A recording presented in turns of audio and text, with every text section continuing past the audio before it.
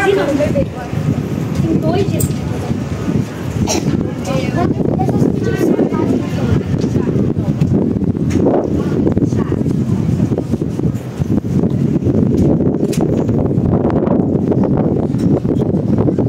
Guys, papasok tayo ngayon sa submarine.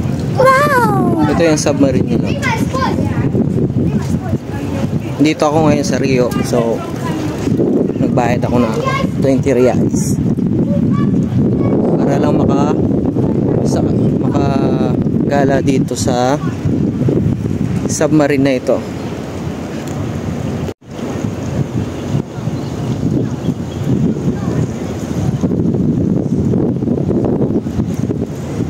View deck ng submarine. Bababa tayo sa baba.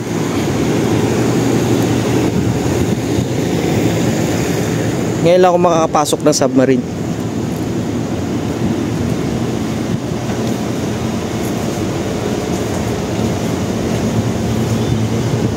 Pwede naman daw pumasok.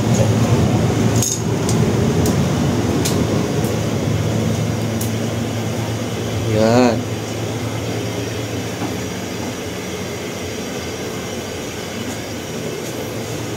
Ito yung loob. Maliit lang pala.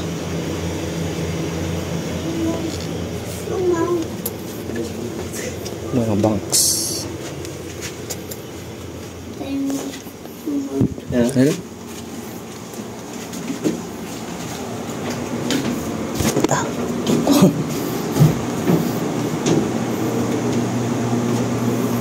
Ayan guys.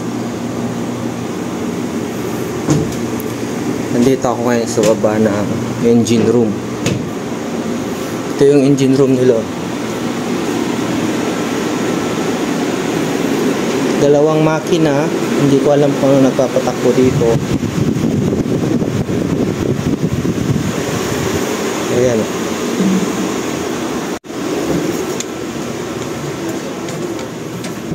Yung radio operator nila. May daan ito. Napakakapal.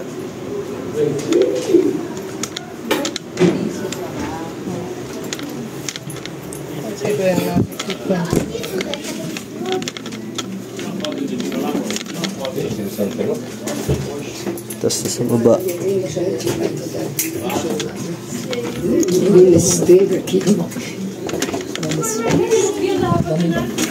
A casa vai atrás da gente. E tem saída, tem indo gostar. Ganito nga pala yung itsura ng toilet na ginagamit nila. Kahoy siya. Tapos ang kasunod niyan, ito na yung pinaka-bridge nila. Yung beach contour nila. Ay yung telescope nila na ginagamit. Nandito na rin yung ibang radio nila, mga radar. Ayan, kung saan nila pinapakinggan yung mga kalaban. Nandito rin yung plotting table nila. Maliit lang ang daanan pero mahaba siya guys. Mahaba itong submarine na to. Ito yung mga bunks. Maliit lang. Isang taong kasya.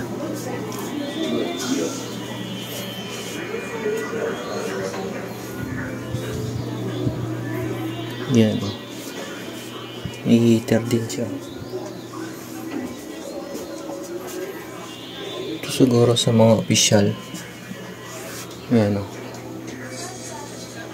Yan ang kabina ng mga officer. Tapos isa na namang steel door. Pasok tayo. Ito yung lutuan. Gali. Maliit lang pala. Viu que legal? Dentro. Alguma coisa dentro? Vamos ver. Aqui é a cozinha. At dito nga pala sa pinakaunahan ng submarine, dito na pala yung torpedo nila.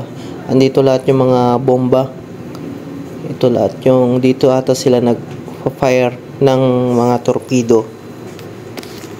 Dito nga pala yung slot ng mga torpedo.